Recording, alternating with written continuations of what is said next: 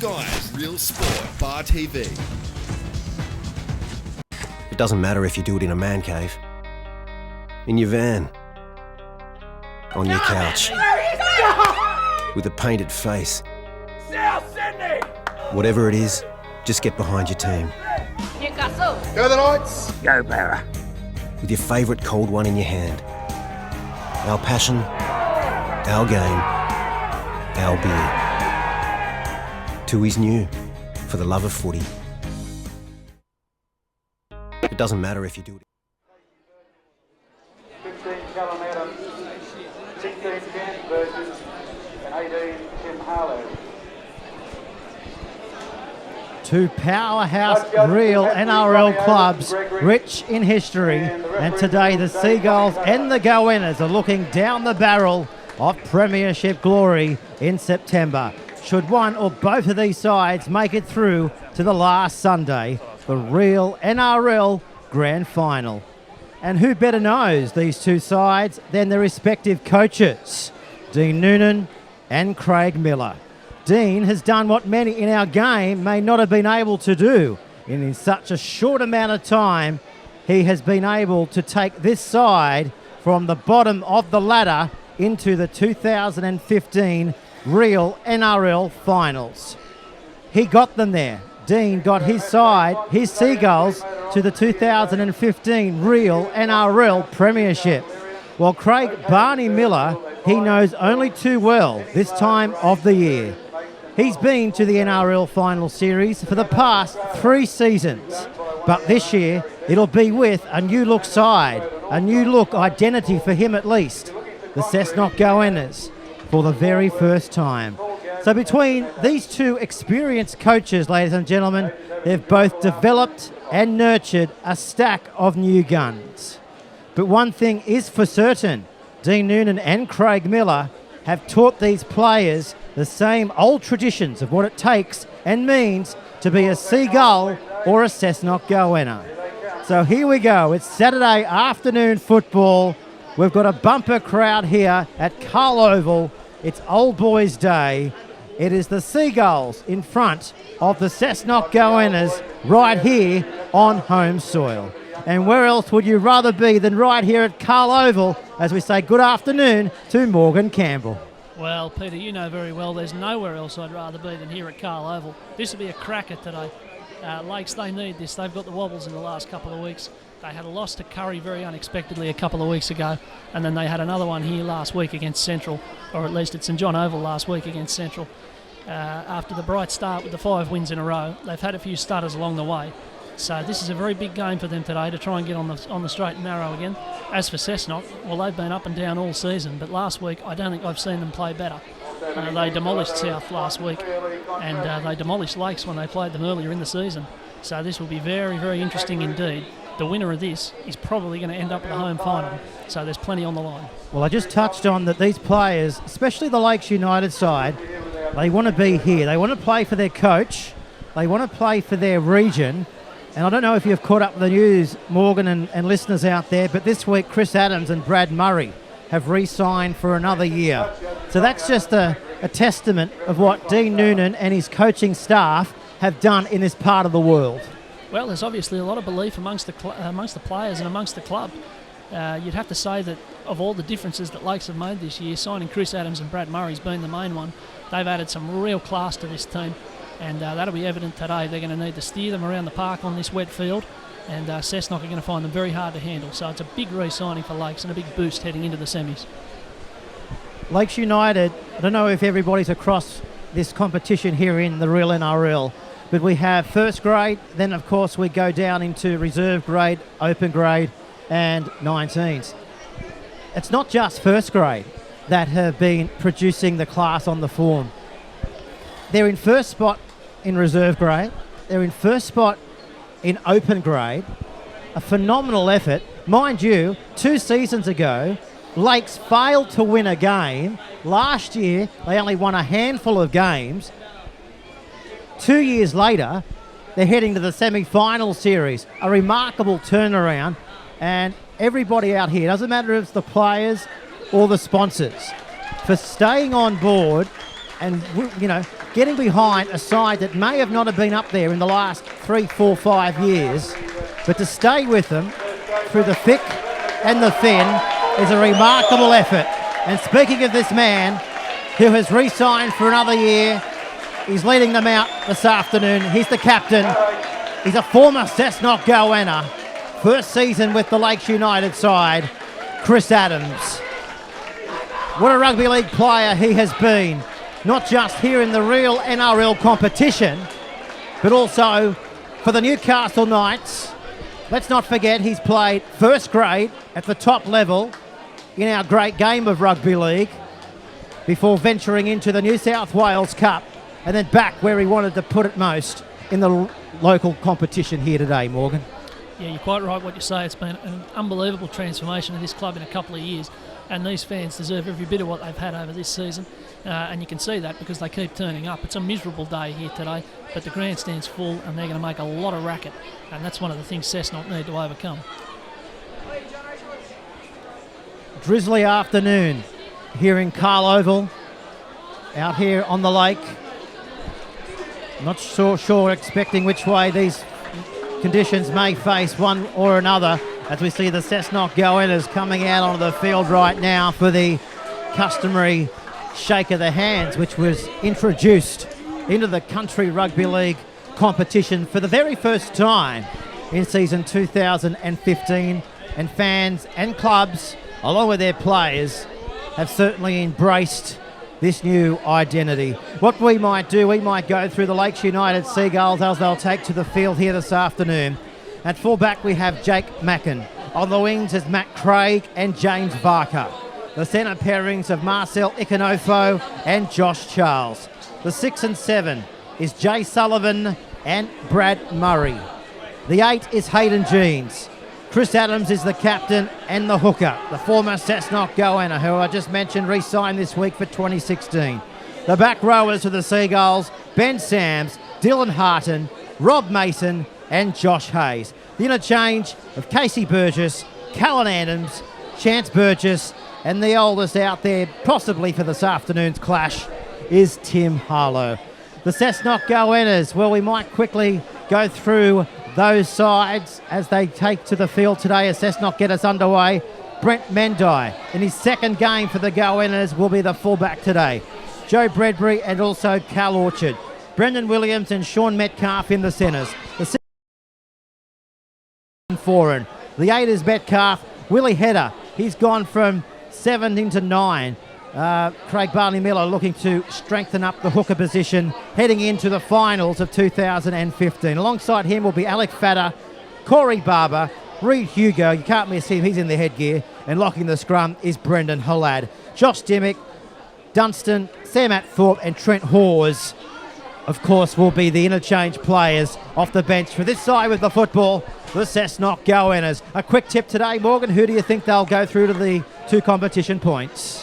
Well, I think Lakes probably need this more today after the couple of weeks that they've had. I think I fancy them at home, particularly in the conditions, but it's going to be a really hard-fought game. I noticed that Cessnock have made a couple of changes. They've got Brett Stevens playing 5'8" and Willie Hedder playing hooker. It's been the other way around for most of this season, but they started to experiment with a bit of that last week. So that's an interesting change for them, and a good settling set from both sides to start the game. Yeah, well, Willie Hedder in his first year for the Cessnock goannas, of course, coming up from the Albury Thunder. He won 3 premierships in a row with the Group 9 side down there. He's a lightning playmaker. And Morgan, you've seen a lot of Cessnock this year, and no doubt it's evolved around Heta, Foran and the back 3, because they've got blistering pace, haven't they, in their back rowers, of course, of Metcalf and Williams. So it's been a whole team effort pretty much, and Craig Miller, of course, in his first year, he's not frightened to blood new talent into the goannas. Yeah, that's right. Brett Mendyke, you'll see, is playing fullback today. He was actually playing 3rd grade a few weeks ago, but he was promoted to 1st grade last week and actually got player's player. He was a good shout for man of the match, had a really good game, so he's an important inclusion for them today. So here's the kick, off the boot on Murray. He's going to bang it into the tight corner. It was tight, it was too tight, it's got out on the full. So the first error coming up for the Seagulls here is going to be a changeover back to the home to the Goannas here, just onside their own half of way. Well, there you go. It's the Johnny Mocker strikes again. I said that Brad Murray, he'll steer him around the field. He'll keep him in the field of play. Sure enough, first kick out on the full. That's why we have these experts, you know. That's why everybody loves to knock a co-commentator and a co-commentator and a commentator in the game of rugby league. Not just in the game of rugby league, anywhere. This is Metcalf taking it down the middle of the field. He'll play the ball back. This is Header giving it away to the right-hand side. And if you might have just noticed, in defence, the Seagulls are wearing a replica 1947 jersey imprinted with the club's first international here this afternoon in Albert Paul. And of course, Albert Paul's name is engraved on the halfway line as well. This is Reid Hugo. He takes it to be tackled 10 metres away from the Seagulls line. Last tackle now coming up for the Goannas. What's their last option play? Foran. He's going to kick it out high and wide. Trouble for Lakes, but they come down with the football. They've diffused the situation quite brilliantly out there, and they've got the football just inside their own 20-metre line. Morgan Campbell. Yeah, well, a good set of defence there from Lakes. You never know on a day like this how often you're going to be down the other team's end of the field, and Cessnock didn't make a lot of it there, so Lakes will be happy to be able to turn them around. This is Dylan Harton. He plays the ball in the centre of the field. Back it comes to Adams. He gives it away to Jeans, and he gets the legs pumping and takes the home side, the Seagulls, out to the 40-metre line. Look for the kick off the left boot of Adams. He drills it downfield. He says, let's play it up the other end of the field. And Cal Orchard, he's at the back, running past his 10-metre line, and he's been hit hard. He runs into the wall, a concrete wall, led of course there by the kicker and the man who re-signed for 2016 this week, Chris Adams. Of course, always a little bit of niggle when you're playing against your former old foes. It's the second time he's been able to do that in 2015. Adams, of course, both of these sides last met back in round 6 of the competition, and Cessnock got the 2 competition points that day by 32 points to 18. As I mentioned, a phenomenal effort by the home side in 2015, not just in first grade, but throughout the entire lower grade competitions. And here's the second penalty of the match going to the Goannas here, right in the middle of the park, 35 metres out. They're not going to waste any time at all. This is Liam Foran, the New Zealander. He puts boot to the ball and finds touch 40 metres out from the Seagulls line. Let's see if they can turn points off the whistle here in this set of 6. Stay with us. You're with Peter Jolly and Morgan Campbell. The second last premiership round of 2015. As we head to the NRL final series of 2015. A win today will go, yes, he did spill that, but a win today will go a long way for the Seagulls too, Morgan, to hopefully securing a spot in the first few weeks of the NRL final series at home as well. Cessnock, of course, they're on 15 points coming into this clash. Lake sitting on 16. The defending premiers, the Rosellas, they've got a nice 2-point margin. They've got that buffer on first on the competition ladder. A few errors in the game of the Seagulls, giving easy ball back here to Foran. Well, I don't think Hayden Jeans will be too happy with that one. It's a very brave play in the wet weather to start throwing the offload. But you're quite right, these two teams will probably finish second and third, and this game really could determine who's at home and who's away for that first round of the semis. So this is Halad. He's been to 4 grand finals in Cessnock Goannas, but unfortunately he hasn't been able to come away with a title. Don't remind me, Peter, thank you. Morgan, of course, loves his Cessnock Goannas. Is that all about to change in 2015? You're 5 weeks away from the grand final, Morgan. I know you love to get your beanie out on grand final day. As they now go to dummy half, away to Heta. He goes short. They're close. They're held up over the line. So close yet so far for the Goannas, but it was only the 4th tackle, so they'll get the ball back, I think you'll find, 10 metres out from their own goal line. Yeah, smart work out of dummy half there from Willie Heta. Speaking of Willie Heta, playing the ball back to the right-hand side. This is Foran, short ball. They're inching their way closer, but the pass has gone forward, and it was the last tackle. So play the ball. They've dodged a bullet here, the Seagulls. They got the ball 10 metres out for their own goal line. Yeah, it was a funny option there, wasn't it? It almost looked like they didn't know that it was last tackle, because straight away they went to the right and threw the short ball to the forward. No thoughts of putting a little kick in these conditions. A little grubber into the in-goal can cause all sorts of trouble. So a strange decision there, but some good defence again from Lakes. They had a few snipes at the line, Cessnock, and couldn't come up with anything. This is Josh Charles.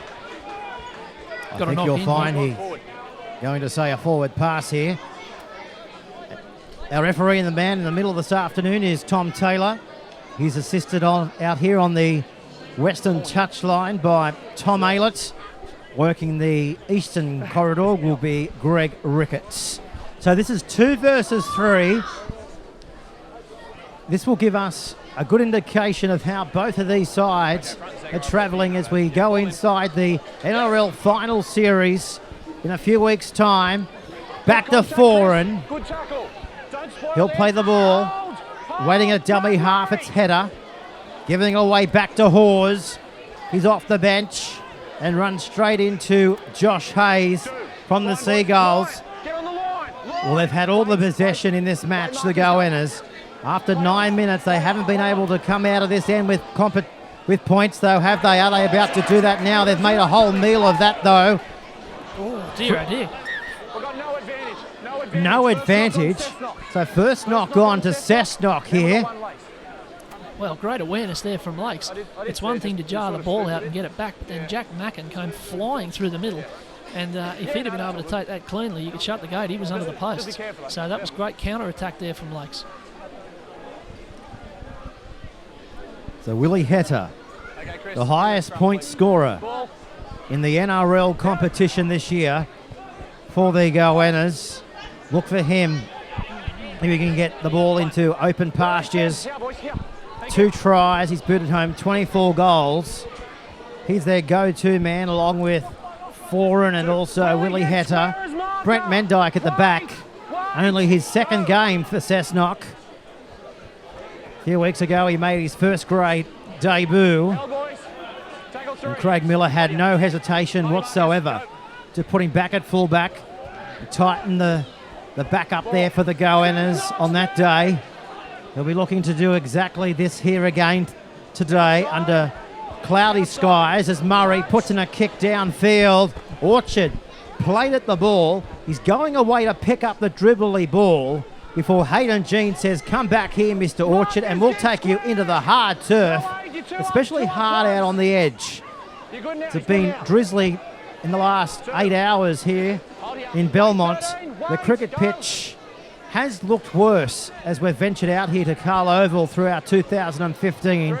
It's not a quagmire, but no doubt if they run the angles towards the middle of the park, that pitch will certainly look to be the worst of effect come 80 minutes here this afternoon in the NRL.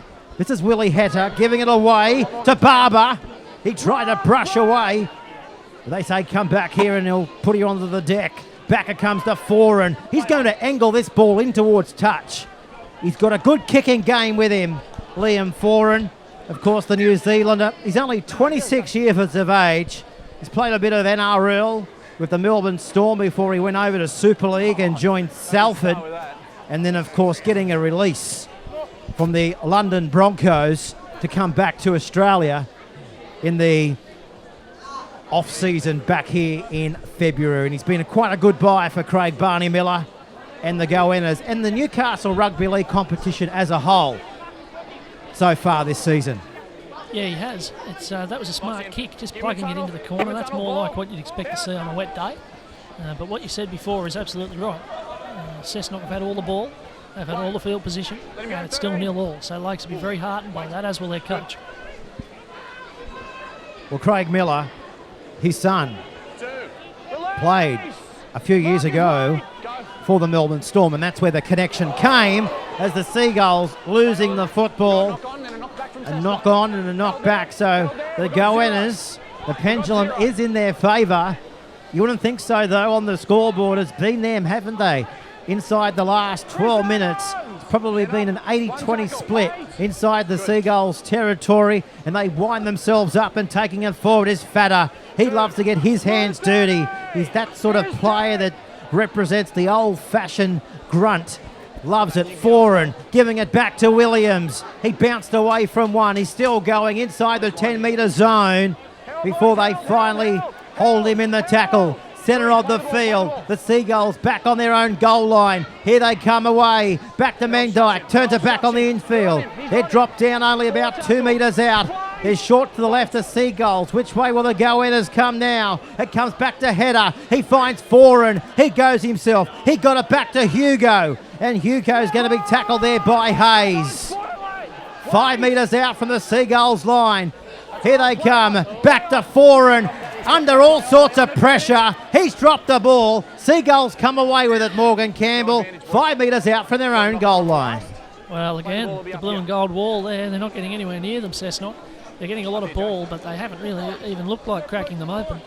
And Liam Foran, we mentioned he's brought a bit of class to the side. I don't think they bought him for his defence, but he jarred the ball out with that big swinging tackle. And he's looking to do it again right now. There he goes. But, yeah, when it came to the kick, he was under a bit too much pressure. But, again, encouraging from Lakes. They won't want this to go on too much longer. Well, if they are holding it out. Well, if one player knows these conditions, look no further than Liam Foran. Of course, You'd think he'd be right at home. You'd think he would be up there in London Broncos territory. So he'll know how to utilise these conditions to the best of his side here this afternoon in the NRL. The kick may wobble into touch. It does. And Ricketts, the touch judge out here, has no hesitation but to put his yellow flurry touch flag up 20 metres out from the go-inners goal line. Yeah, this would be beach weather in the UK. You're quite right. So Liam Foran might be just the man Cessnock need today. But that's a good, clever kick. I think Lakes realise that they're under the pump a little bit at the moment. So putting it into touch, getting a scrum and having a spell, that's probably not a bad option. Well, Brendan Williams, the centre three-quarter, he was the youngest player in the grand final last year. He was only 19 years of age. And he has had a stellar season in 2015 under the guidance of Craig Barney Miller. And the thing with Craig Miller is that, love him or hate him or loathe him, he'll do what's right for the competition, any side. Oh, and I know hello. there is a bit of hello. Yeah, Brendan Hallad, and I think it's Hayden Jeans over there, had a bit of a scuffle. It's been on today. There must be something in the water today, because in reserve grade there was a huge brawl in the first half, which saw 4 players sin-binned and 1 sent off altogether. So at one stage it was 11 on 10 here. So there's a bit between the clubs over the course of the day, but it's bubbling away nicely. This is the first bit of field position Lakes have had. Interesting to see how they go. Let's see if they can turn it into points here. And how many times do you see sides in rugby league defend their hearts out, and then all of a sudden they get a sniff and they can turn that defence into attack and lead. Let's see if that can be the order of the script here for Dean Noonan's side. This is Adams. He goes himself. He gives it away to Murray. Overlap out wide. It comes back then out to Ikanofo. He's close to the goal line. He's going to be cut down 2 metres out from the go-inners line. It comes back then this time to Varka. He's hard. He's strong. And put down finally there by the defensive man over the top in Barber. He'll play the ball back now. It comes back through the middle of the park. Away this time now to the captain in Adams. He finds Jeans. He tries to bump away from the New Zealander in Foran. Last tackle now. Back it comes this time to Adams. Will they run it? Will they throw the football? This is Harden. He's held up on the last tackle. Turnover back to the go-inners, 2 metres out from the goal line. Well, again, a strange option there. I don't know what's happening here. Do we think we're playing unlimited tackles or something? Both sides have had last tackle on each other's line, and neither of them can be bothered to kick it. As I said before, you would have thought you'd buy a ticket in the lottery today. Just stick it under the posts and hope that somebody fumbles it at the very least. But again, it was Lakes that time, losing it on last tackle, and now it's been lost on first tackle or second tackle by Cessnock. So they'll get another go. And Tom Taylor, as you can see there. The rain still coming down here. It's consistent drizzle.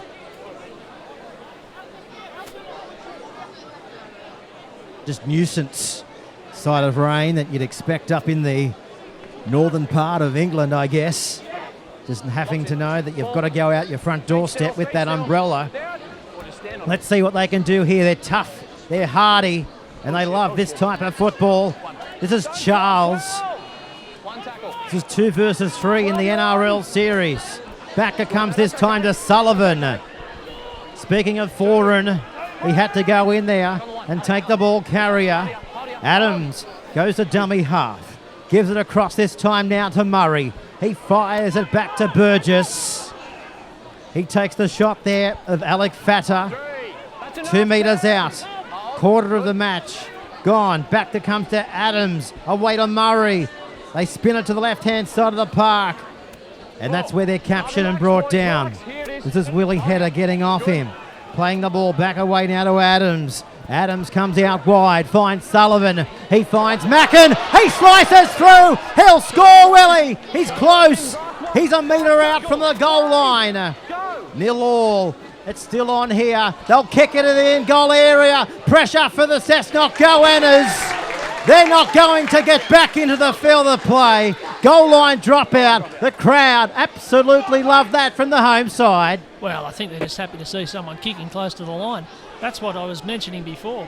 Just putting it into the in-goal, buying a ticket, and they come up with a repeat set. So that's a good result for Lakes. The worm's starting to turn here.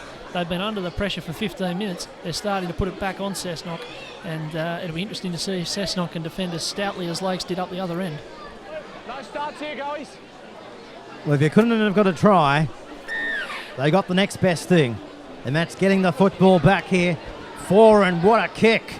The goal line dropout has gone 45 metres on the fly, and they charge back through Casey Burgess with determination and power. Another penalty to the Seagulls, 35 metres out from the Cessnock Goannas goal line, just keeping down the tackles is the order of the day from Tom Taylor.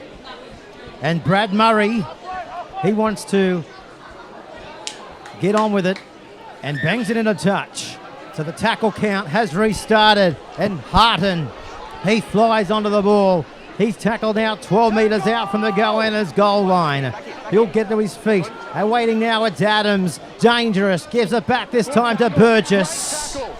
Metcalf's up there short to the left. 5 metres away. Back there now, it comes to Sullivan. Got it back. Overlap out wide. They go for the line. This is Varka.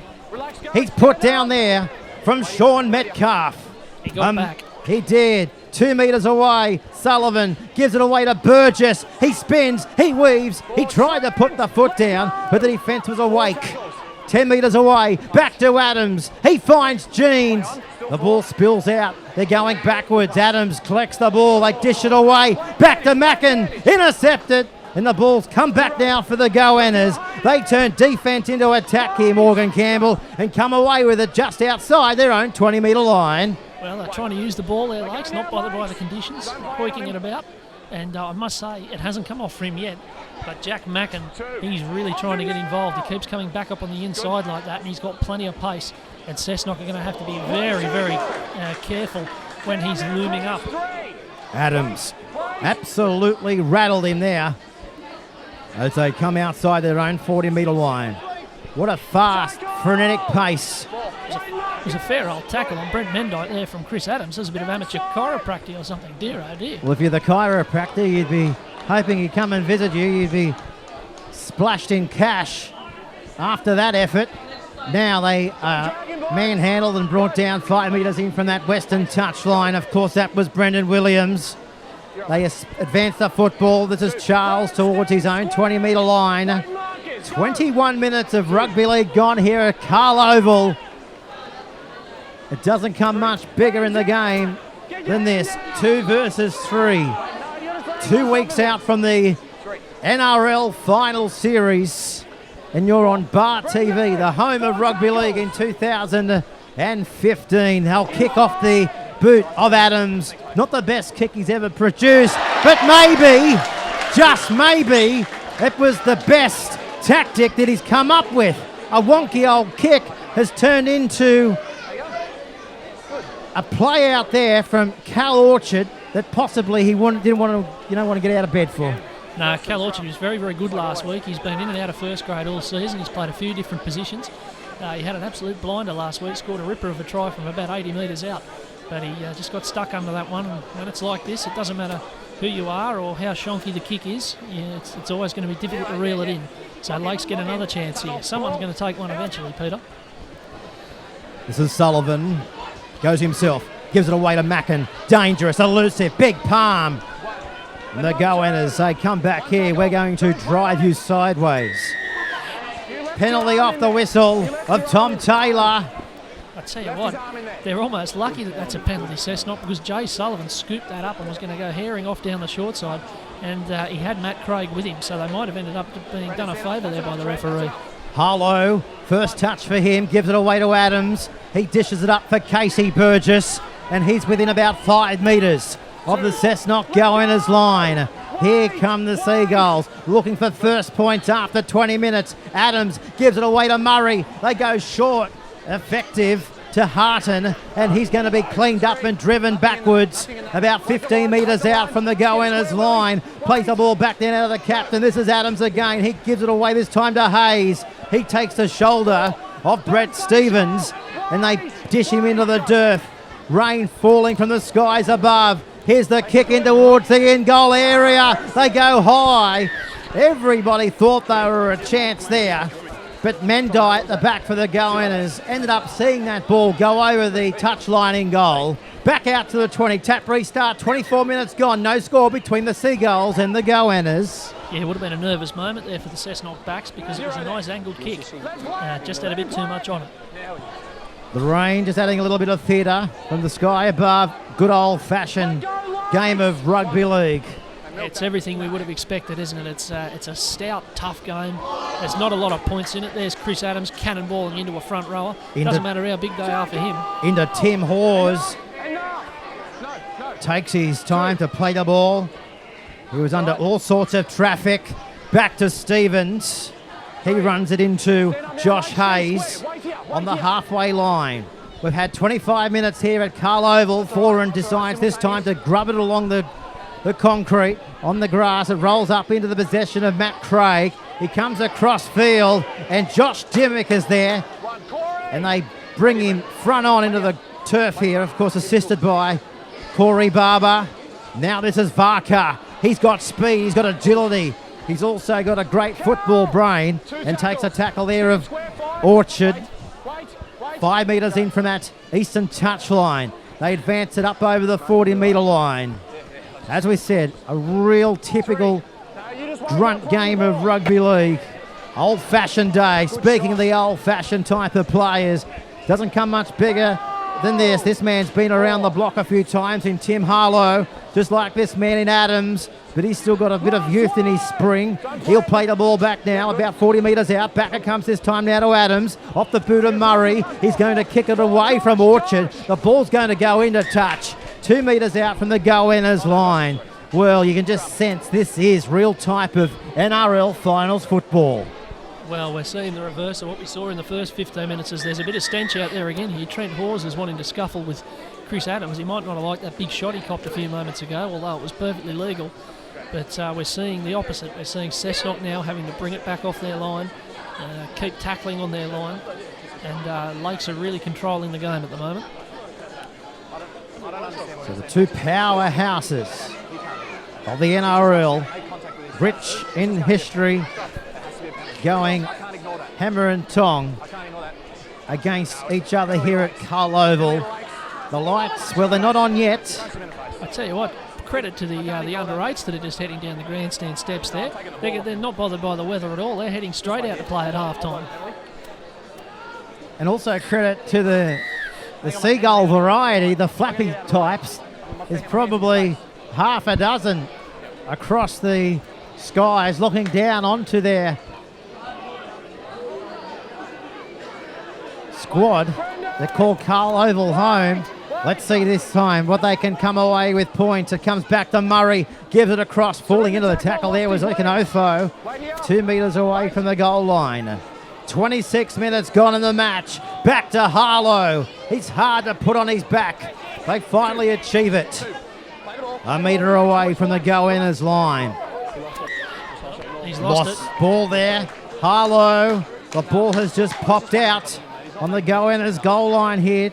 15 minutes out from half-time. We're locked up at 0-0 between the Seagulls and the go-inners. Yeah, I'm curious as to how Lakes ended up with the ball there, because it looked like a pretty gentle kick into touch. So maybe it's a bit of scuffle. Maybe there was a late hit on the kicker. I didn't see it, but he must have ruled a penalty. I was unsighted there, but Lakes ended up with the ball when the ball had gone out into touch, so off a tap kick. So Cessnock, well, it's back to where they were. They've got to bring it back again. It's Old Boys Day here at Lakes United this afternoon as well. They're a bit hard done by, the poor old boys. They're right up the other end of the ground, and the tent's not big enough for them all. So It's like a size 4 tent for about 100 blokes. 100 blokes. I noticed that just before the game, a few of them came out for a bit of a lap of honour or walk up onto the field to cop the applause of the crowd, but only about half of them came out, so I don't think all of them were keen on the weather. We wouldn't have that up at Cessnock, would we, Morgan? Definitely not. What, the tent? You'd bring out the tent. look out. Here we go. This is Craig. He bends down. He tries to get a penalty. And the referee has said, hey, well, we're not going to give one to you, Mr. Craig. We're going to give one to the go-inners here, 30 metres out from the Seagulls goal line. Did you see what happened there? Yeah, he's called that offside. He said that the Lakes player that the ball bounced off originally was behind the bloke who picked it up. So Cessnock, that's a real free kick for them. There wasn't a lot on there, and they've got a great chance here to put the first points on. So they take the tap 10 metres away. Foran giving it away. The ball with the 17 in Trent Hawes. He's 8 metres away. From one end of the field to the other. 12 minutes to go in the first half here in the NRL. They're close. Held up. He does love a snipe at the line, Brendan Aladdin. That wasn't a baddie. He's been held up, but it was a pretty close call there for a minute. There didn't seem to be a lot on, just good strength. As I mentioned, Halad eyeing off his 5th grand final in 2015. They go short with the football. This is Barber. He also knows what it's like to lose 2 grand finals in 2012 and also in 2014. It's a bit sore here. He is sore, maybe a bit concussed. Comes away now to header. He finds Foran, gives it back to Alec Fatter. Looks like a knee injury here for Corey Barber. He's right in the middle of the play, so they should be stopping play here. Still on, Foran, cuts out one, gives it away to Woodbury. Woodbury dummying his way through the defensive line. 2 metres away from the goal line. They're going to kick off the boot of Foran. Pressure for the Seagulls. They've made a mess. Somebody better clean it up. Somebody better clean it up. And when I refer to somebody, hopefully it was the Seagulls cleaning it up.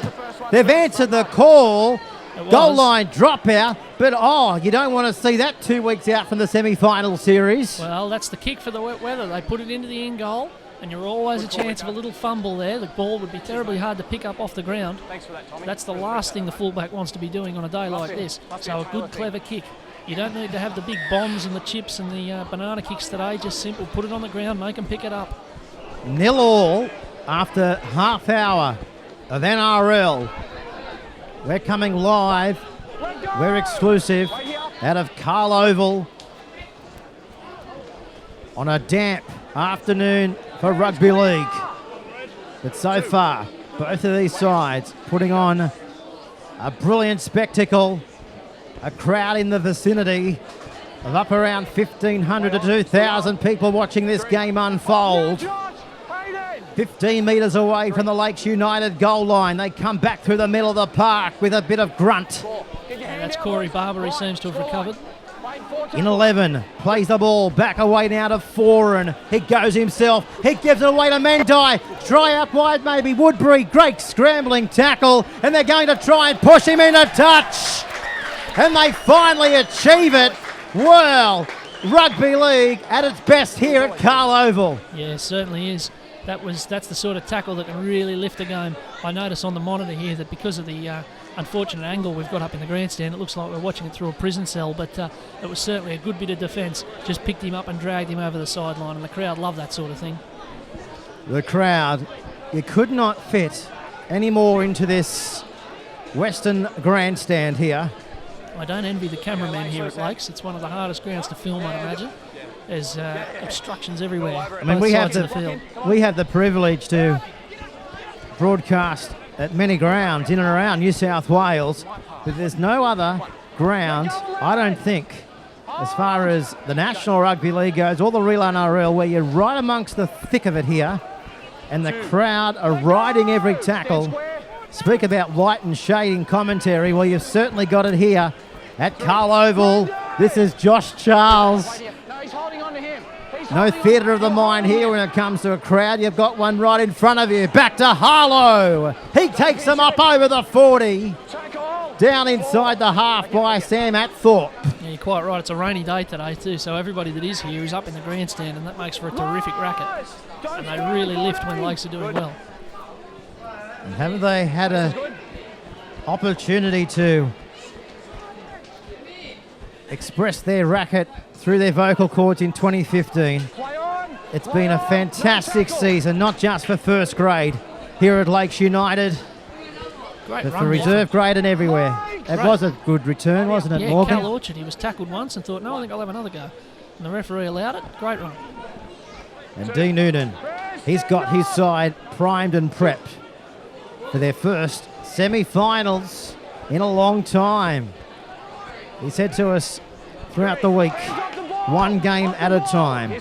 He knows what it takes to be there in the last Sunday of September, just like his counterpart in Craig Barney Miller. Now to 4 and short ball. It's allowed to play on, and this is Dunstan down to the 30-metre line. Last tackle now for the Goannas. Where's their option going to come off the boot? Where's Foran? He's got the ball now. He puts it onto the boot. It's rolling. It's going back in towards the in-goal area. And Jack Mackin, he's got the football 5 metres out from his own goal line before he's put away there by Brendan Williams. Oh, look out. Here they go, down the sideline. Look out, okay. They come down to the halfway line. Oh, great run, great tackle. Everything that we've seen right there was on display. They'll play the ball back now. It comes back away now to Charles. They're still going. He beats one. He beats two. The crowd screaming for a penalty, but he won't get it this time. Tom Mander, he'll play the ball back now, 21 metres away from the goal line. It comes back away now through the middle of the park. This is where they're overlapping out wide. This is Ikanofo. He tried to brush away from Metcalf. And also Header is there to assist in the tackle. Well, that certainly got the crowd involved. It's not over yet. Back it comes now to Burgess.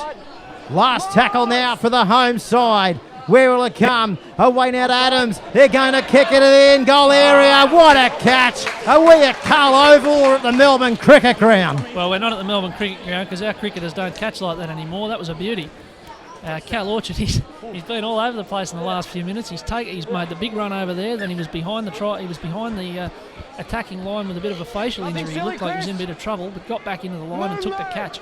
Great run up here from Matt Craig. You've got to have a lot of awareness to spot that gap and a lot of pace to scamper past your man. So it's really bubbling along well here. The crowd's into it. It's a tense, tough game, and it's got everything you'd want. And we've still got a half to go. Not many games of rugby league here in the NRL go through 40 minutes without any points at all. 16, you are not square. Will that be one of the story angles coming out of the first half here in the Newcastle Rugby League? It's 2 versus 3. It's tough, it's brutal, and this is Foran giving it back on the inside, and they drop down about 35 metres out. Last tackle now. Where will it come? The Goannas with the football. It comes back to Willie Header. He's going to go high to the air. He wants to try and knock out a few seagulls from the sky above as well on the ground. Back to Foran, keeping it alive. Williams kicking. Came off a seagull. It could well be play on. Now he's lost the ball and it's gone in the touch. The crowd booing here. The crowd booing here. You'd think it was the Bledisloe Cup. Oh, this is far more entertaining than the Bledisloe Cup. But I tell you what, I've heard of kick it to the Seagulls. I thought that meant kick it downfield, not kick it straight up in the air. I reckon the Seagulls would have been ducking for cover there. That was a very high kick from Willie Header. And in the end, well, all hell broke loose.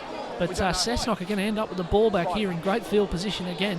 The Lakes players fell on the ball. I think it was Chance Burgess, it might have been, who fell on the ball over there, but then knocked it out and the ball spewed into touch.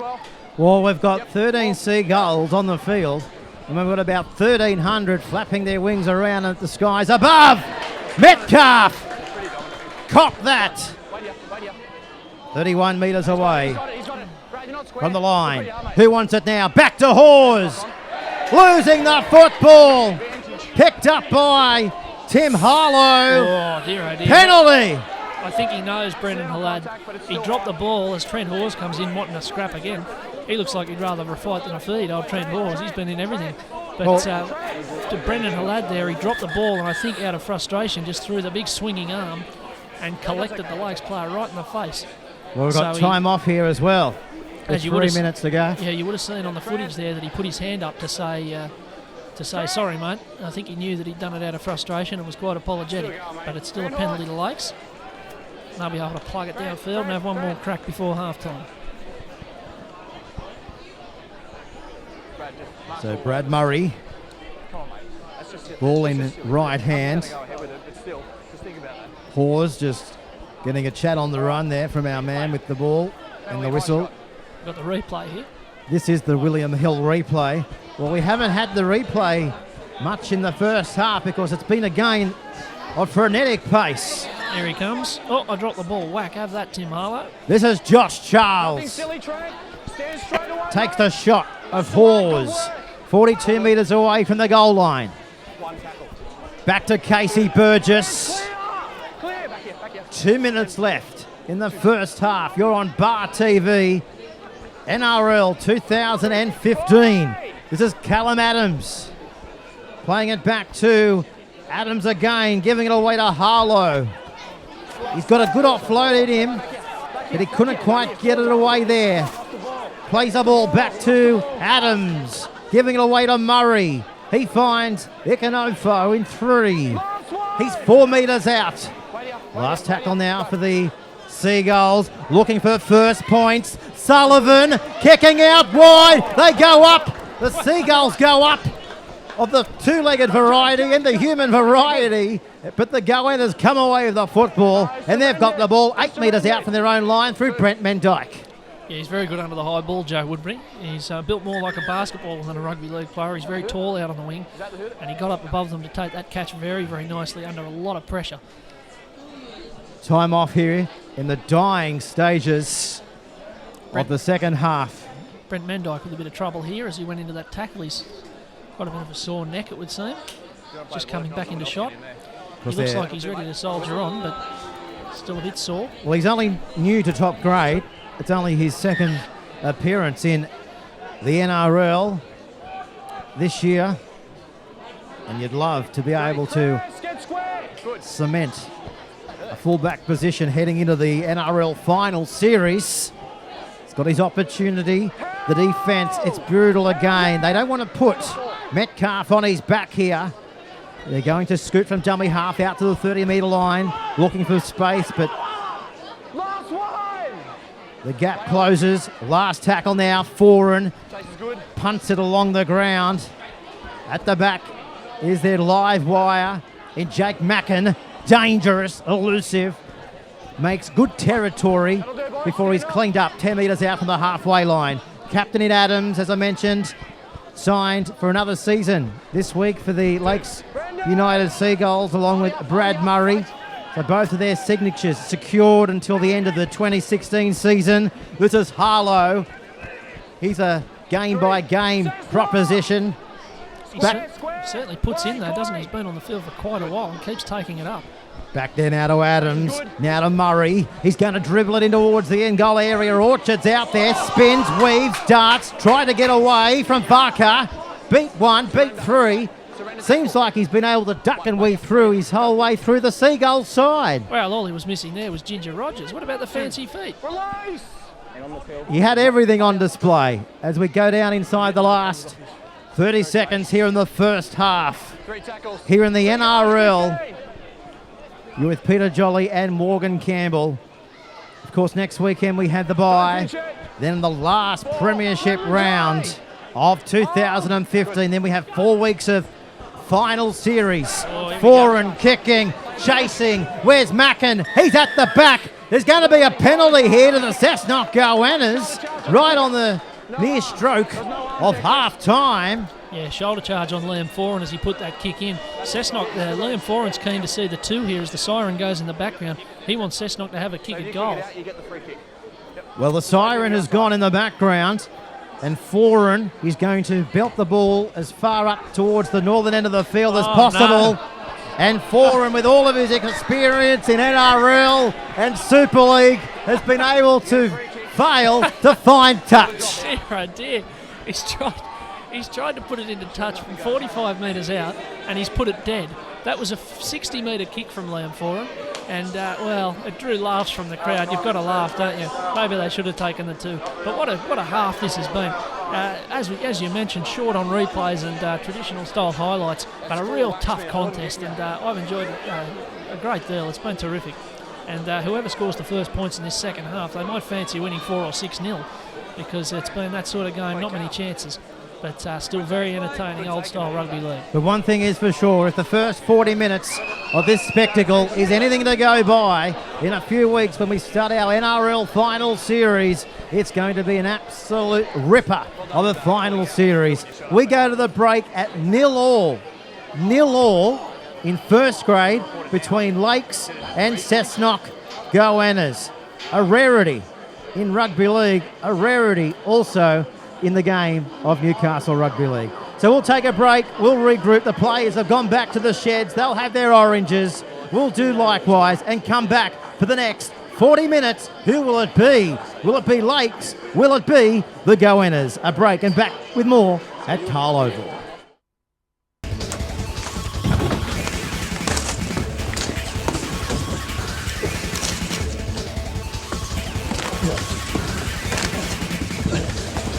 Real guys, real sport. Bar TV. In a man cave. In your van. On your couch. With a painted face. Whatever it is, just get behind your team. Newcastle. Go the Knights! Go Barra. With your favourite cold one in your hand. Our passion, our game, our beer. Tui's new, for the love of footy. 2 women a week are killed by domestic violence. Domestic violence doesn't discriminate. It happens in our communities and neighbourhoods. What are you willing to do to stop another woman being killed? What type of man do you want to be? Attitude, education and no tolerance is everything. 100%. Our teams will never give up or shut up about tackling domestic violence. So whose team are you on? Proudly supported by the New South Wales Government. 2 women a week.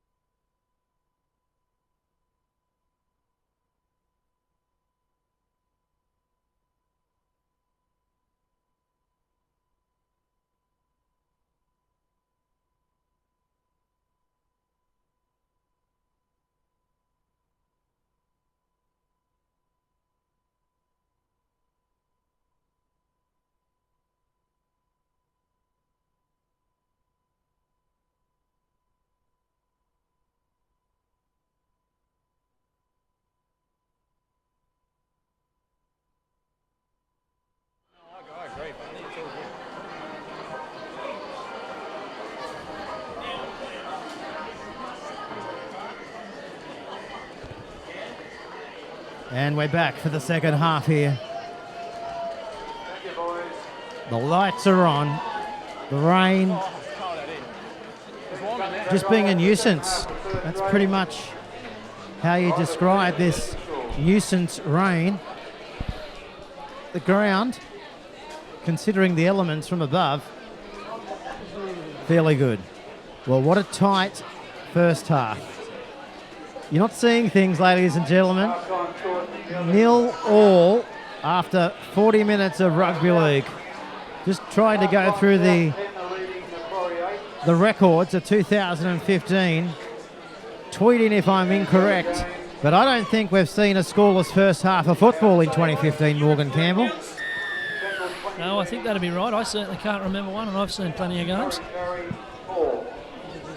But I don't mind it. I don't think it's a necessarily bad thing. I think I'd rather a 0-0 than one of those games where nobody tackles and it's 40-all. It brings the crowd in. A bit of niggle here, coming from Harton. Tom Taylor, our man with the whistle, comes back then out of Dimmick. Running into Chance Burgess. Of course, Chance lining up with his brother in Casey Burgess for the Seagulls. In the NRL here this afternoon. Look for the kick. There it goes. Downfield. Straight down to James Varker. He's got space in front of him.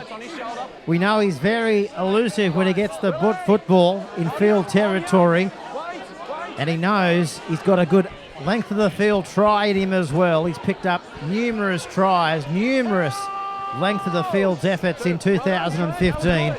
One that comes to mind was early on in the season up at Curry. Lost the football right on the middle of the halfway line. And of course, if you're wondering, as we go to the wide shot shortly, Albert Paul was one of the internationals coming out of here at Lakes United. And for Old Boys Day, Lakes wearing a replica 1947 jersey with the imprint of Albert Paul on their face. So nice little touch here for Old Boys Day. So Cessnock Goannas. Craig Miller. I wonder what was said at halftime. This is Willie Heta. Takes it inside the Seagulls territory for the first time in the second half. 0-0 here on the Bar TV scoreboard. 2 minutes gone. 40 metres away from the goal line. Josh Dimmick. He awaits in a dummy half. Giving it across the left-hand side of the park. They're in the middle of the park, aren't they? Options left. Options right. Back the foreign. He angles it back on the inside. They're running angles. They're trying to dodge the cricket pitch, the edge of the cricket pitch at every opportunity. And that was Brendan Williams, 20 years of age, back to foreign. Gives it across this time now to Metcalf. He bounced away from one, flicked it out the back. Don't know how he's done that, but he's a magician in some sound. Back to Barber. 21 metres out. It's the last tackle coming up for Cessnock. Back to foreign. He's going to chance their arm. They've gone from one end of the field to the other. Is this the first try? They're over!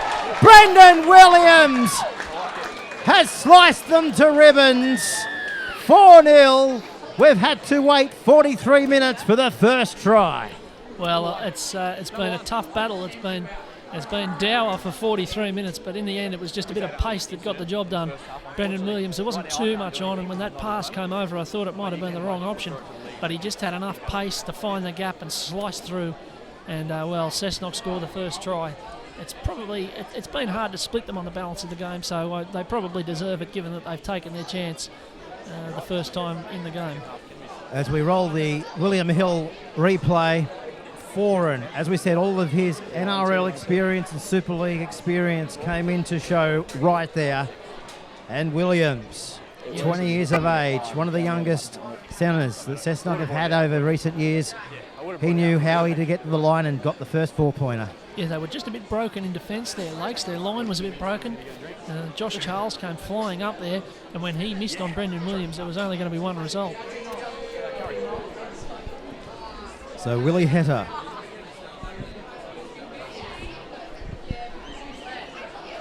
Playing out his first year here in the Newcastle Rugby League competition. He wanted to test himself. We did a story at the Maitland Mercury when he joined the club earlier this year. He wants to break into National Rugby League, and he thinks that he's got the perfect opportunity to launch that from the real NRL. Unfortunately, he can't convert the Brendan Williams try. So we've had 44 minutes of the match.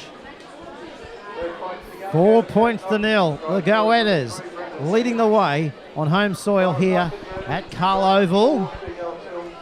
So just having a look at the first grade ladder. With 2 rounds to go, we've got Wests leading the way on 18 points. Currently Lakes are second on 16. Cessnock third on 15. Then of course we've got Macquarie and Souths doing battle out at Peacock Field here today as well. So Lakes securing a spot in the semi-finals will probably be a given, and also Cessnock, irrespective of where they finish, whether that is first, second or third here in the real NRL. But you'd love to get a bit of momentum going into the semi-finals. A lot of people are saying momentum. How do we get momentum when we've got a bye next week? But you just got to go with the cards that have been given this season, and hopefully Matt Harris and everybody will be able to fix the draw up as we head into 2016. This is James Barker. It's a good point you raised, Peter. It's a funny whole season, and when you think it's going to take 5 weeks to play the last 3 rounds. If say you're the minor premier, you imagine Western Suburbs, they could go bye 2 games, bye game, bye game, bye, and then the grand final. So they could have 4 weeks off in 7 weeks of football. Or 9 weeks of football, pardon me. But still, that's a lot of gaps, and in the end, it might well be the teams that handle that the best that get a little bit of an advantage in the competition. Well, we know Wests, nobody likes to write them off, but they've got a mission in front of them, just like this man, Varka. Put down there by Metcalf. 2 metres in from that Western touchline. Comes back then out of... Oh, they've lost the football. Harton. Well, I thought for a moment... Yeah, very well timed tackle there from Sean Metcalf. He just got him at the right moment. And Dylan Harton, he was about to stick that on the boot, and it just dropped on him before he could do it. But the game's come to life a little bit. There's been a few half breaks already. The crowd's right into it, but when Cessnock scored over there in the far corner, the crowd, well, certainly the Cessnock crowd went up and made a lot of noise. There's a few of them here. And Lakes, as you'd imagine, they're making even more. There's Morgan coming from Cessnock. One very patriotic local man, our Morgan Campbell. Loves his Cessnock Goannas. And so far, you'll be loving what they've been able to dish up. Early days yet. Lakes, though, they'll have the support of their home side rolling with them with 33 minutes to go in this match. But it's the Goannas with their tails in front down to the halfway line. Brad Murray gets off. Corey Barber. The short side they come. Great ball back on the inside. They're causing havoc. But Chance Burgess, he didn't take any chances. He had to come up with a tackle that had to be made and effective, and that's exactly what he was able to do there on header. 40 metres out from the Seagulls line. Winding himself up now. This is Callan Adams. Interesting to look at the Lakes defence there on the last tackle. When the wingers drop back with the fullback, of course, they've only got 10 up in the line, and with the compressed defence that they're playing, there's about 20 metres over on that far side of the field. So if Cessnock decide to throw it wide late in the tackle count, they might have a bit of joy.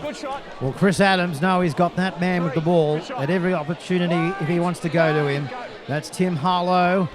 Back there now to Adams. He gives it away to Casey Burgess. He's driven sideways. Centre of the field, 30 metres out. Back to Adams. He's got Harlow right up the middle of the park. He flicks it out the back. But Willie Heta, he's there to pounce on the ball for the Goannas, 20 metres out from his own goal line. Now to Foran, splitting the defenders. Down to the 30, now down to the 40-metre line before over the top the man gets off him in Dylan Harton. now winding themselves up towards the halfway line. Don't go anywhere. This is the Newcastle Rugby League live exclusive right here on Bar TV. We're in for a cracker. Back to Halad. He takes it down inside the 10-metre zone of the Seagulls. He'll play the ball back now away to Foran. He turns it back on the infield. The danger. Half there. The other half it didn't come. The Seagulls stop them in their tracks. Back to Foran. He's going to go high to the air. He's used to these conditions coming from the UK Super League.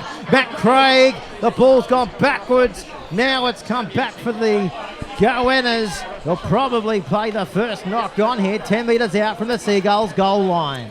Well, I'm interested to see who he says the first knock on was by there. The Goannas will get it back by the looks of that. He's going to say it's a Lakes knock on, which I agree with. But it's interesting to see that he didn't play advantage there, Tom Taylor, because Cessnock looked keen to keep the ball going. Sean Metcalf had it, and when he looked up, he saw a broken defensive line, but the referee blew the whistle. So Cessnock might regret that one, but they've got good field position anyway. So both of these sides met last time in round 6. Cessnock, too good, 32-18 on that day. So far, Cessnock leading by 4 points to 0. It comes back to Fatter. He goes sideways in the tackle.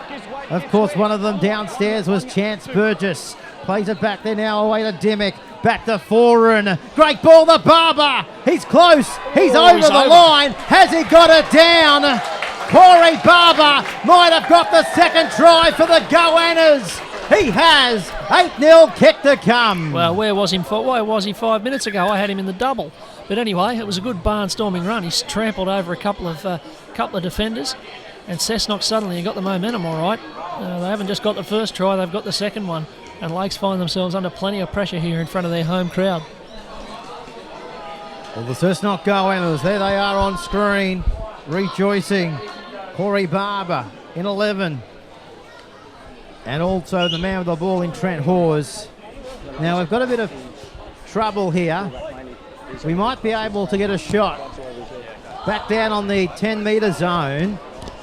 Time off here in the Newcastle Rugby League. We're just trying to identify who that Lakes United Seagull player is. You can see in the background his teammates. They're concerned. The trainers are coming from everywhere. We've got the stretcher as a precautionary measure. Yeah, it's Brad Murray, Pete. It is.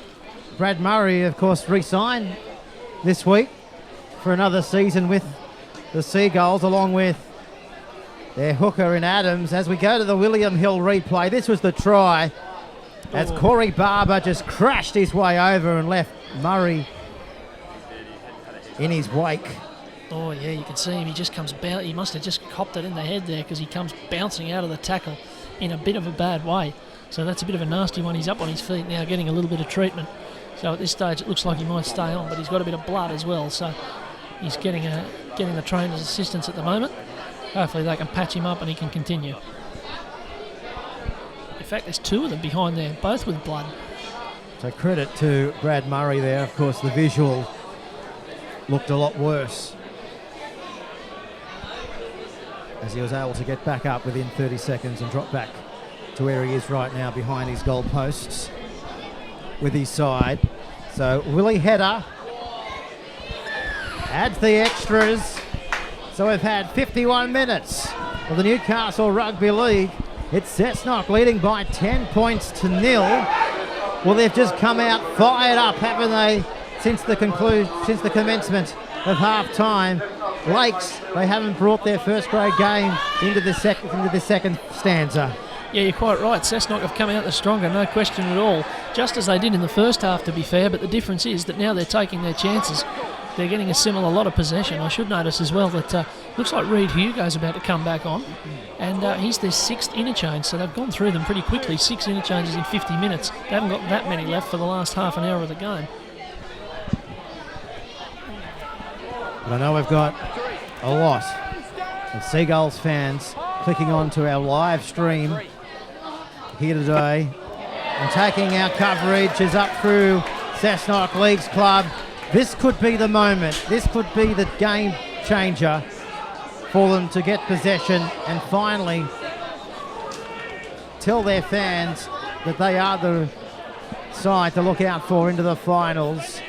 They love playing on their home soil, and they love playing in front of their family and friends. Well, if you ever need a moment in rugby league from your family, your friends, it's right now to somehow get them back into this contest. And let's see what they can do that. This is Adams. He goes wide. He finds Mackin.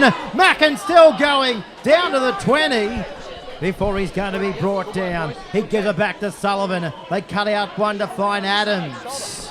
And Callan takes the tackle 21 metres out. They're down by 10 points to nil here on the Real NRL scoreboard. Back to Sams.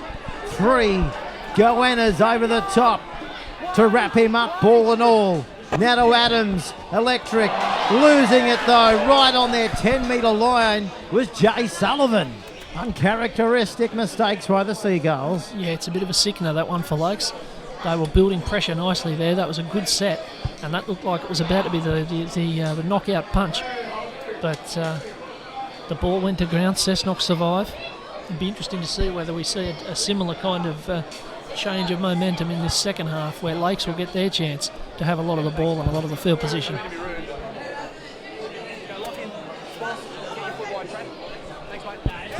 We've still got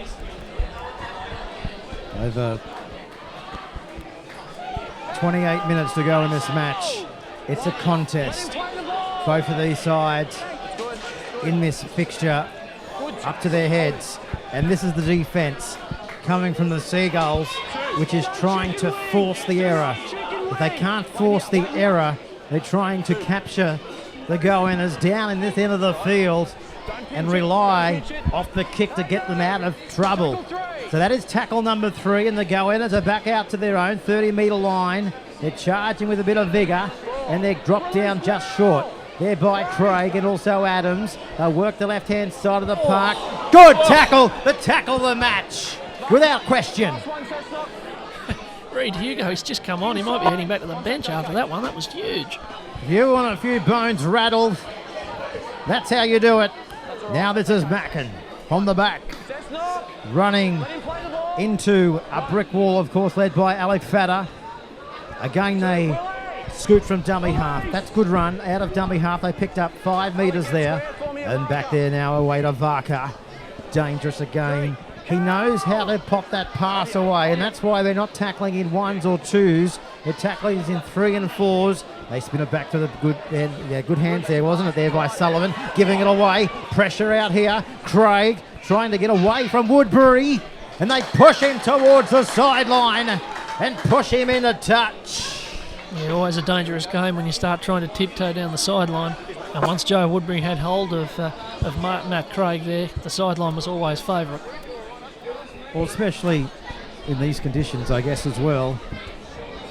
The game plan would be to get away from that touch line as much as you can and play it up through the middle. It's all in good saying that, though, from the safety of the outside commentary box, that these sides, 2 versus 3 on the competition ladder.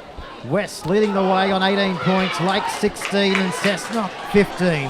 Cessnock have won 7 this year, they've lost 4, while Lakes have won 8 and lost 4. There's not much splitting both of these sides on the scoreboard, and in fact, on paper, as a mathematical equation as well.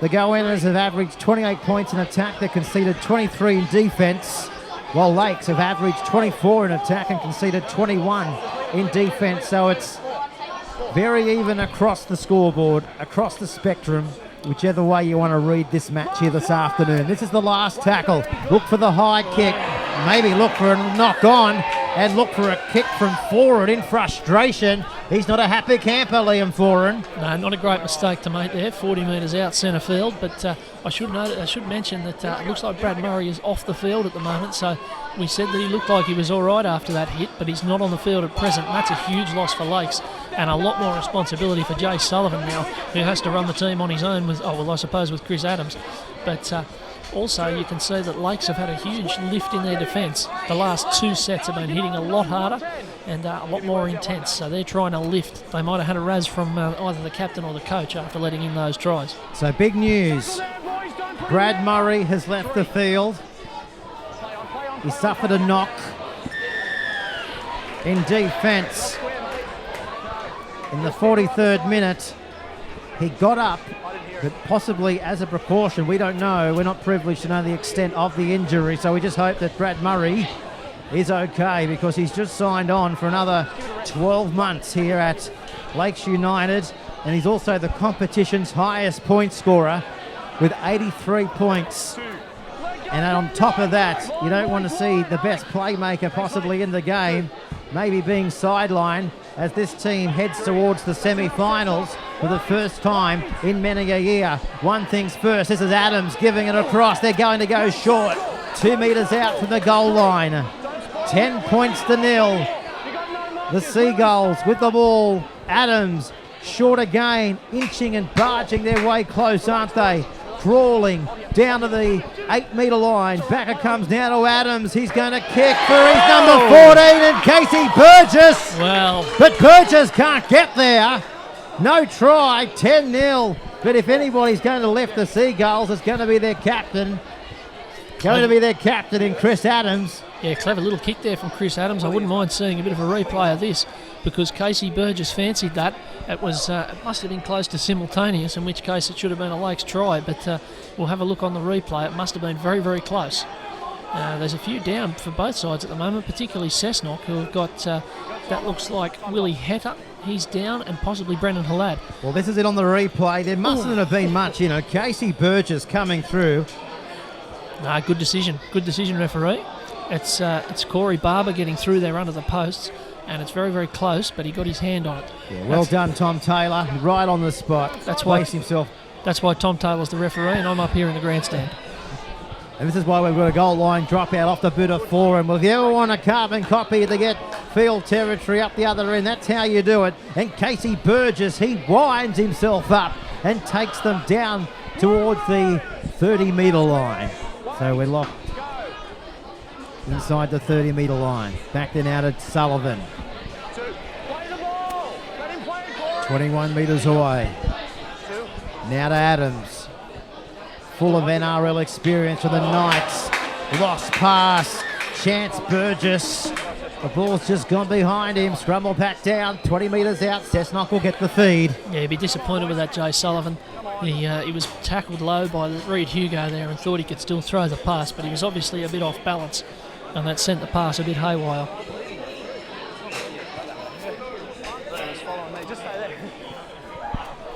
So just repeating ourselves, Brad Murray has been taken from the field. Interestingly, Pete, I've got the, it's a bit late on, but I've got the half-time scores from the other grounds, so if anyone doesn't want to know, because they're going to watch them on Bar TV, cover your ears now. Central lead Curry 20-4. Cessnock, great run down to the 40-metre line. Keep covering your ears. Cessnock, Central lead Curry 20-4, and South actually lead Macquarie 10-8. So those guys both have huge complications for the finals. So South leading Macquarie, and of course Macquarie and South are 4th and 5th respective on the ladder. They're both on 12 competition points, so that has a massive bearing, possibly for South or Macquarie, whoever gets up to secure 4, then the bye, then going into the last round. But none so important for both of these sides. This clash right now unfolding in between our very own eyes as we see now Josh Charles down to the halfway line. Adams again looking for work, gives it to the left-hand side. He finds Dylan Harton, and he takes a shot there of Corey Barber. 10 metres inside the go-inners' territory. Slow play the ball. Probably one of the slowest play the balls we've seen here this afternoon. Comes back then out to Callan, and he gets the legs pumping before he's run out of gas. Put down there from Barber. He'll play the ball back now to Adams. Elusive but dangerous. Weaving down to the 30-metre line. 10 points to nil. Lakes trail. And Jay Sullivan has just put it down cold. Yeah, he's had a difficult few minutes, Jay Sullivan. Made a couple of mistakes. He has got a lot more responsibility now with Brad Murray off the field, and he might not be that familiar with getting the ball at first receiver quite often, so which he's had to do in the last few minutes. But that's another let-off for Cessnock. Time's ticking away here. in these conditions, I don't think I'd want to be chasing too many points in the last 10 minutes. So a major blow. Brad Murray.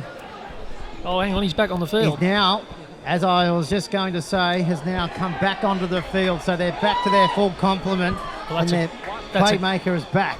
Yeah, that's a great lift for Lakes. So he's back on his feet. You can see him there just trotting back with the green socks. As there's a penalty, I think. No, a knock on from Cessnock. Well, what a big moment. It is a big moment. It was just a spill in the direction of Tom Taylor. So it's a big moment. Brad Murray is back on the field after suffering what we believe was a bit of an injury hit to the head, a bit of an impact. It was a collision up the other end of the field in the 50th minute. He was taken from the field as a precaution and now back out here to play for his Seagulls in the last 18 minutes of this match. Well, that wasn't a bad 60 seconds for Lakes. They got their star halfback back and got the ball 20 out centre field. Now this is Sullivan. First tackle. Adams works it to the right-hand side. Gives it to Callan Adams. There's the brothers. Now away again. Chris Adams. Back to Cassie Burgess. Brandon Halad and also Brent Stevens in there in the tackle. 5 metres out. Adams, he goes short. They've lost it again close to the line. Picked up by the Goannas. They turn defence into attack 5 metres out from their own line. Well, another chance. We did say it. We wondered if Lakes would get a square up of possession. They have, but they haven't been able to make anything of it. And as time starts to tick away, you do wonder how many more chances they're going to get. They need to start taking them pretty soon. There's Foran. He wanted to drop a bit of weight earlier on in the season. Don't know if he's dropped too many kilos. I understood that he was commuting from the Central Coast to Cessnock a few nights a week in the early days. Not sure if he's still making that trek. But speaking of treks that have to be made, Brad Murray stops the Goannas in their tracks. They're causing havoc here, the Seagulls. They're not allowing the Goannas to get outside their own 10-metre line, but the balloon has just exploded. That's criminal. It's bust. Penalty, 25 out from their own goal line. Well, we mentioned before about Lakes lifting the intensity in defence. They doubled it in that set and then tossed it all away. That's a terrible penalty to concede, and poor old Dean Noonan, his follicles will be quivering at all this. His follicles will be quivering, okay.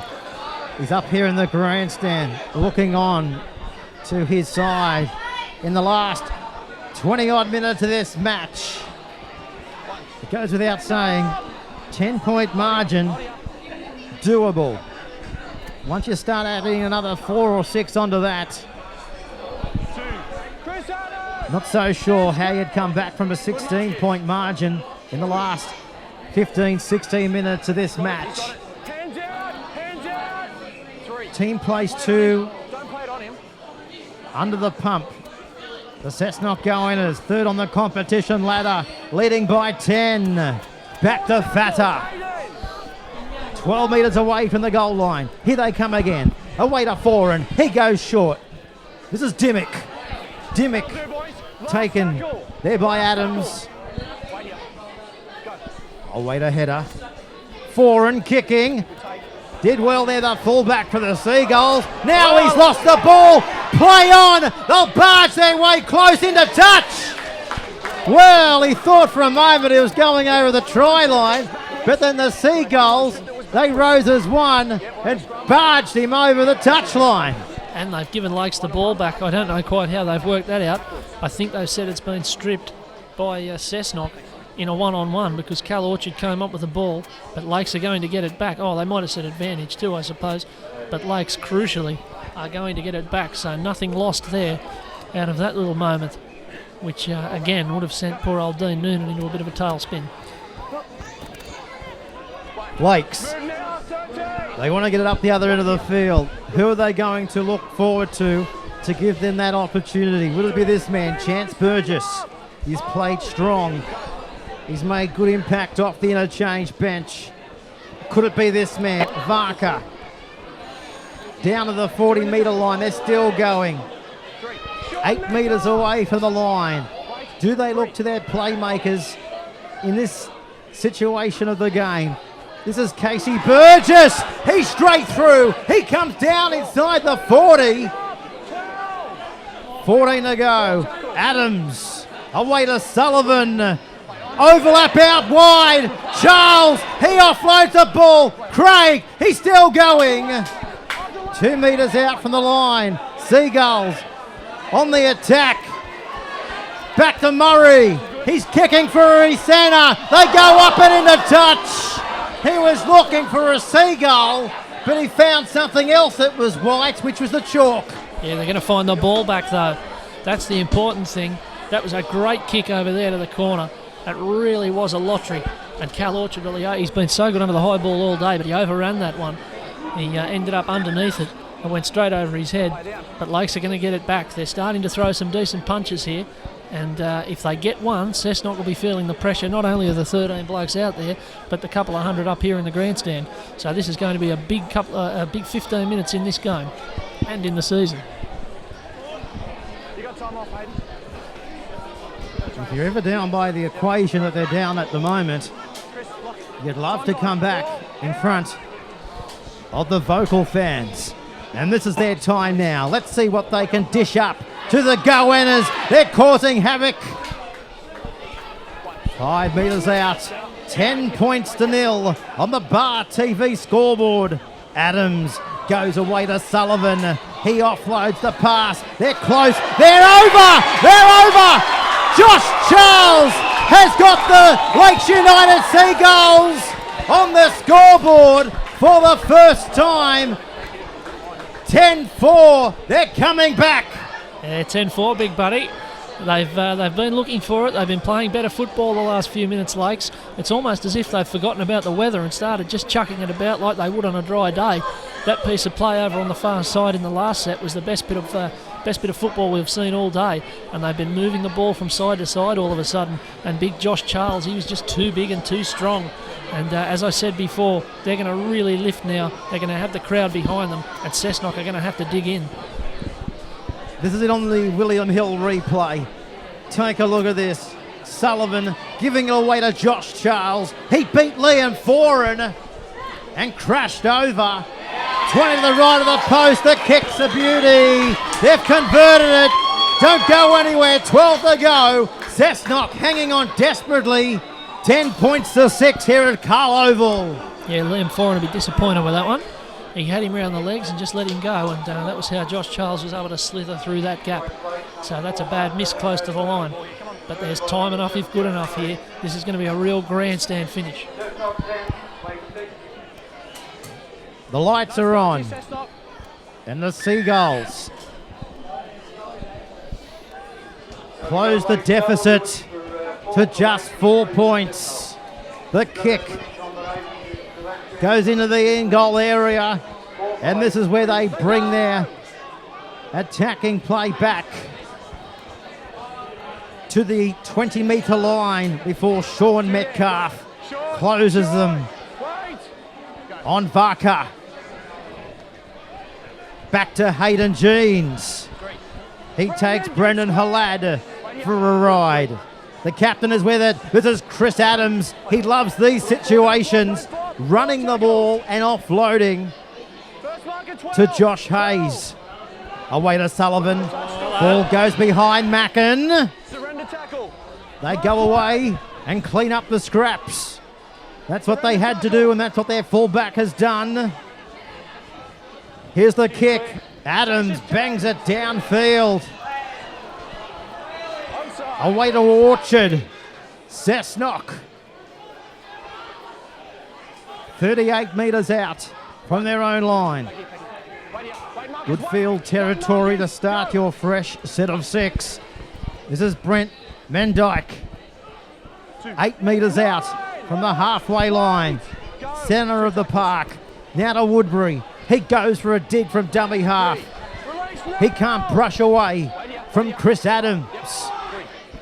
Inside the Seagulls territory. Back to Halad.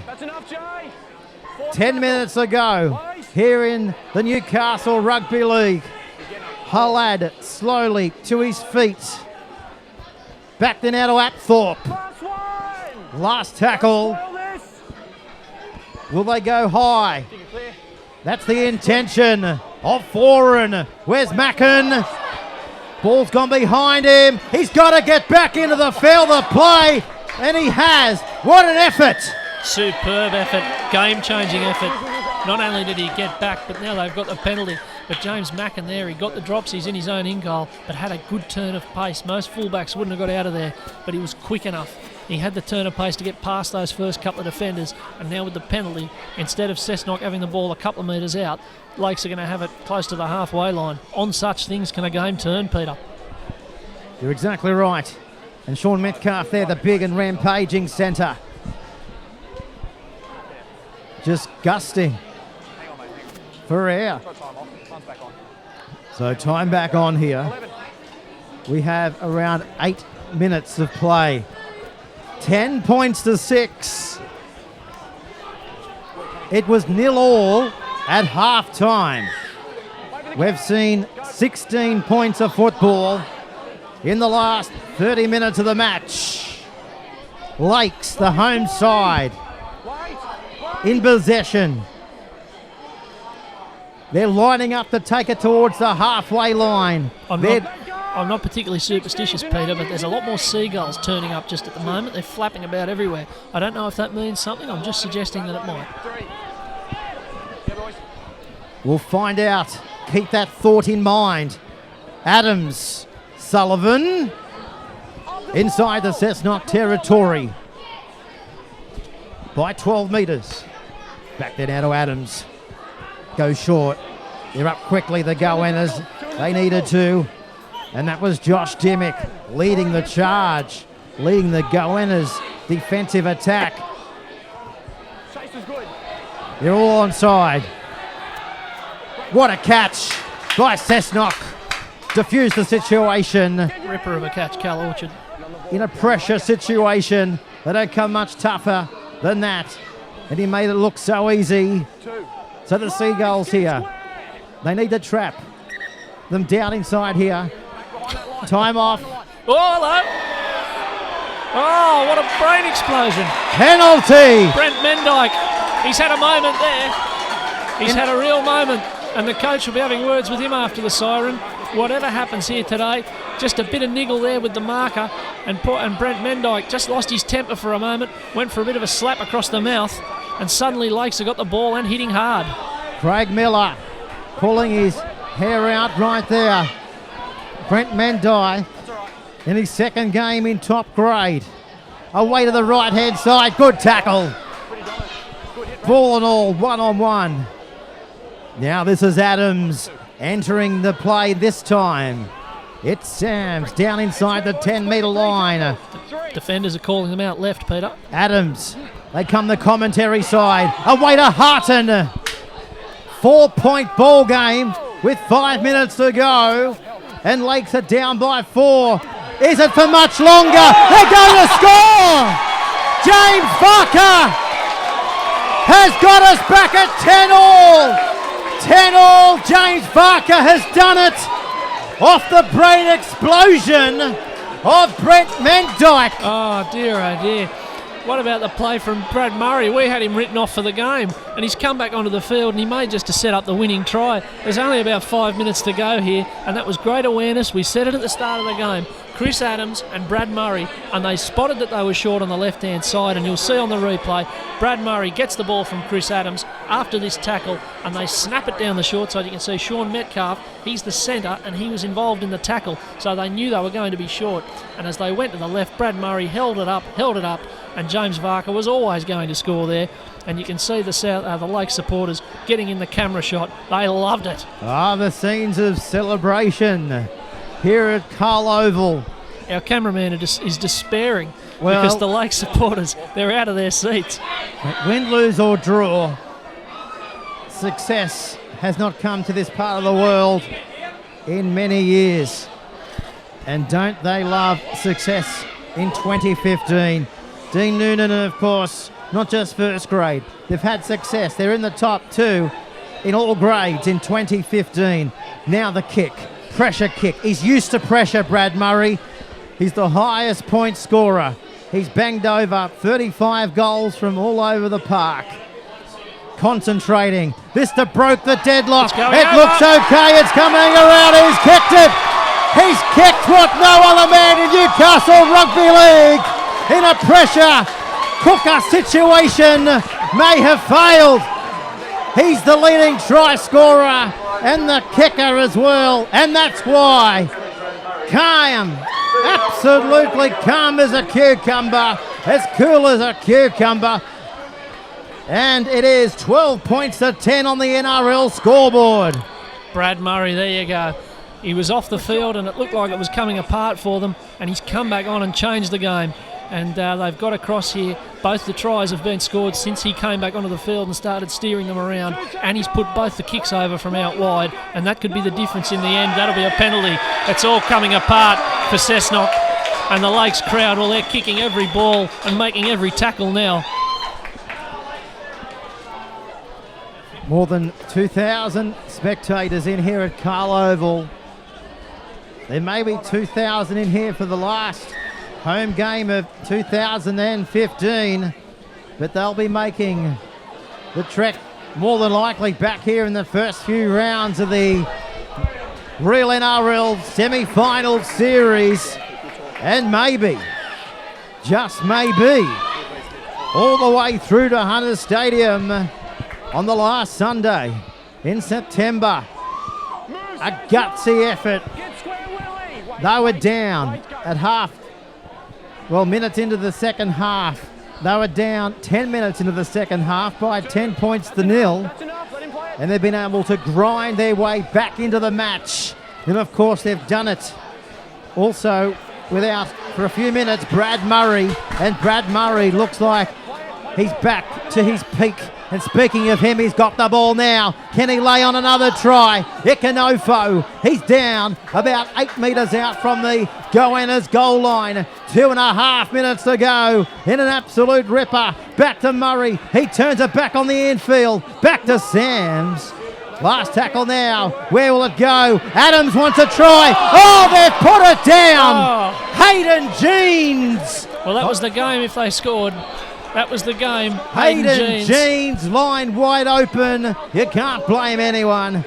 They might be looking back on that one in a couple of minutes. If Cessnock can pull something out here, that was the game. If he went over, it would have been a kick and it would have been 18-10. So Cessnock, they've been given a huge lifeline there. A couple of minutes to go. They need to find something big time here, or they'll be... 1 minute 47 to go. Well, credit to our Bar TV timekeeper, because it's almost spot on. So there you go. It won't be long Penalty! Penalty to the Goannas. So we have 1 minute 30 seconds to go. Big kick for touch too. That's a ripper. That's a 40-metre kick for touch from Liam Foran, and they're in a position to strike here, Cessnock. So Cessnock take the tap and go down inside the Seagulls territory. They haven't been down this end of the field much at all, have they? In the last 10-15 minutes of the match. Back to Hugo. 1 minute 10 to go. They're going to get one last set of 6 here. Back to Foran. He goes short. Knocked on by the Seagulls. A scrum will back down.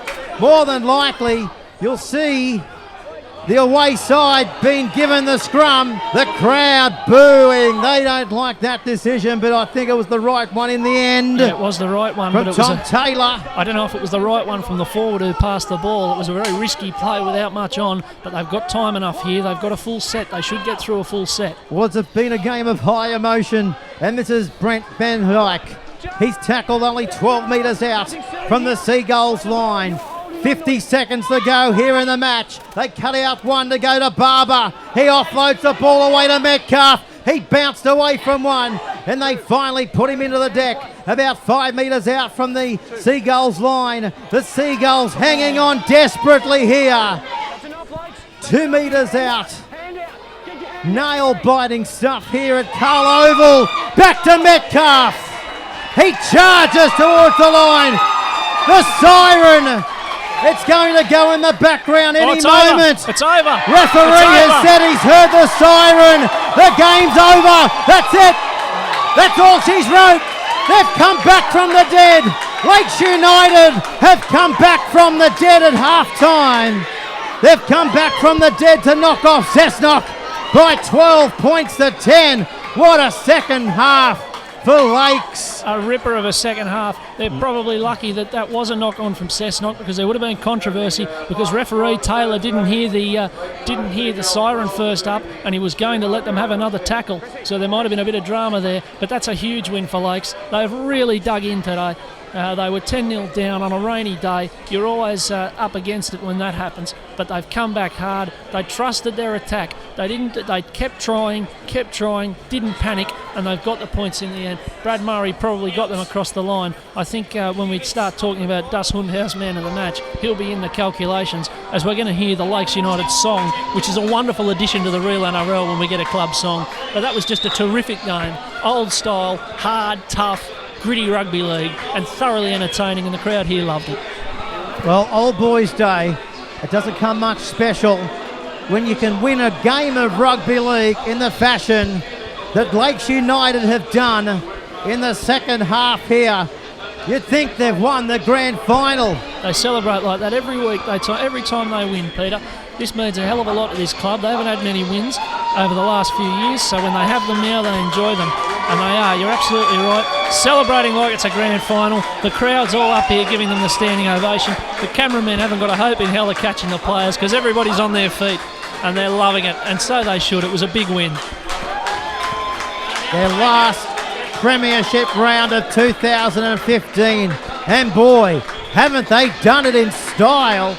They've knocked off Cessnock in the end after 80 minutes of Newcastle Rugby League by 12 points to 10. As we just keep these pictures going through to the final few moments, we'll follow the players around the park, and no question they'll be back in the first few weeks of the NRL semi-final series. Well, indeed, it would have been a big physical effort today. They get to have a week off to recover. We're going to get a second rendition of the song, so that's going to go down very well. There's people dancing up here in the grandstand. Next week, in a fortnight's time, Cessnock, they've got the big derby against Curry to finish the season. That certainly won't be easy. As for Lakes, they've got to go to Townsend Oval and play South, who may well be playing for their season. So that won't be easy either. So they've got a week to recover, and then another week to have a big game to finish off the season and sort out those last couple of finals places. Well, the fans, they were in for a treat. The club, on the back of vocal support, has got their heroes over the line, and it's a nice scene right now. The Old Boys tent, the Old Boys who used to wear the Seagulls jersey with pride and honour, have come down and they've congratulated the new crop of players in 2015. Credit to everybody, from the coaching staff right the way through to the strappers and the volunteers to the timekeeper. What you've been able to do out here and turn this club around. 2 seasons ago, Lakes failed to win a game of rugby league. Failed to win a game of rugby league. They've had it all, they've seen it all, they've experienced it all.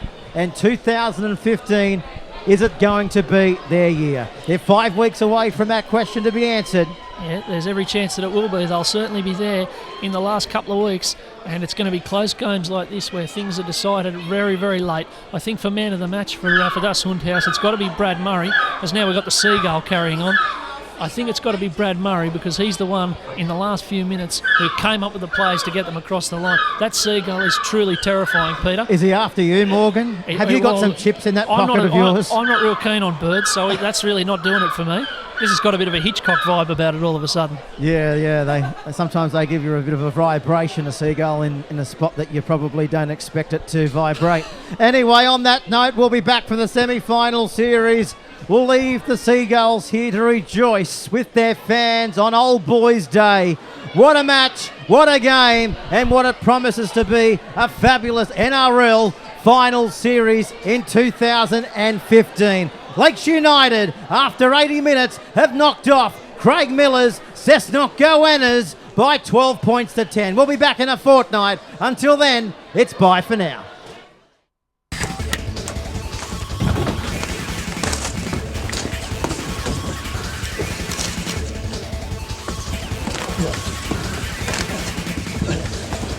Real guys, real sport. Bar TV. Are killed by domestic violence. Domestic violence doesn't discriminate. It happens in all communities and neighbourhoods. What are you willing to do to stop another woman being killed? What type of man do you want to be? Attitude, education and no tolerance is everything. 100%. Our teams will never give up. Or shut up. About tackling domestic violence. So whose team are you on? Proudly supported by the New South Wales Government. It doesn't matter if you do it in a man cave, in your van, on your couch, with a painted face. South Sydney! Whatever it is, just get behind your team. Newcastle! Go the Knights! Go Barra! With your favourite cold one in your hand. Our passion, our game, our beer. Two is new, for the love of footy.